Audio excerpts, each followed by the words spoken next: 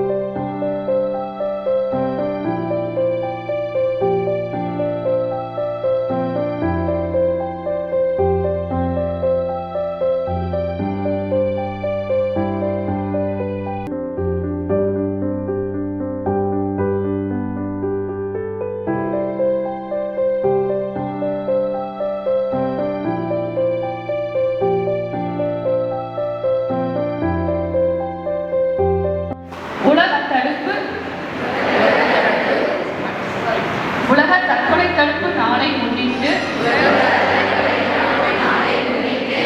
எனது மனநலத்தை காத்துக்கொள்ள என் அன்புக்குரியவர்களிடம்